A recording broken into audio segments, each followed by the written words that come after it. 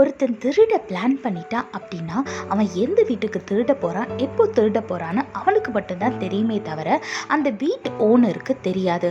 ஆனாலும் அவங்க என்ன பண்ணுவாங்க, 48 பூட்டை வீட்டை சுற்றி போட்டு வீட்டு பாதுகாப்புக்கு ஒரு நாயை வளர்த்து சிசிடிவி வச்சு அவ்வளோ பாதுகாப்பாக வச்சுப்பாங்க. இதே மாதாங்க நம்மளோட வாழ்க்கையிலையும் ஏசப்பா எப்போ வருவார்னு நம்மளுக்கு தெரியாது. அதனால எப்பவுமே நம்ம ப்ரிப்பேர்டா இருக்கணும். வேதத்துல பாருங்க, மத்தேயு 24:42 போட்டிருக்கு, உங்கள் ஆண்டவர் இன்ன நாளிகையிலே வருவார் என்று நீங்கள் அறியாதிருக்கிறபடியினால் விழித்திருங்கள்னு வேதத்துல போட்டிருக்கு. ஆமாங்க, நம்ம ஏசப்பா எப்போ வருவார், எப்படி வருவார்னு நம்மளுக்கு தெரியாது. ஆனா வரும்போது நம்ம கைவிடப்பட்டு போயிடக்கூடாது. அப்படின்னா நம்ம டெய்லி ஏசப்பாவோட பாதத்துல அமர்ந்து நம்ம பாவங்களை அவரோட பாதத்துல அறிக்கை செய்து பாவ மன்னிப்பு பெற்று அதை விட்டு நம்ம விலகி இருக்கணும்.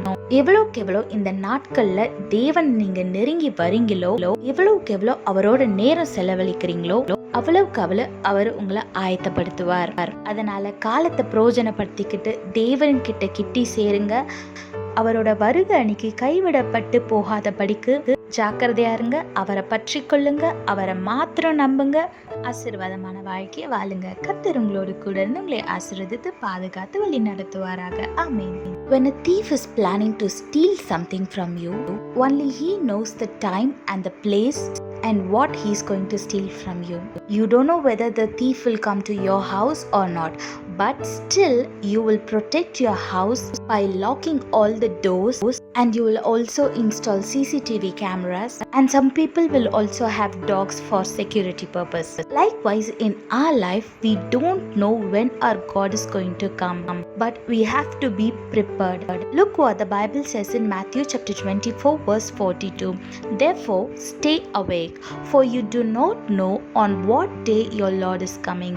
Yes, we do not know when he will come, but we should always be prepared so that we will not be left out on his second coming.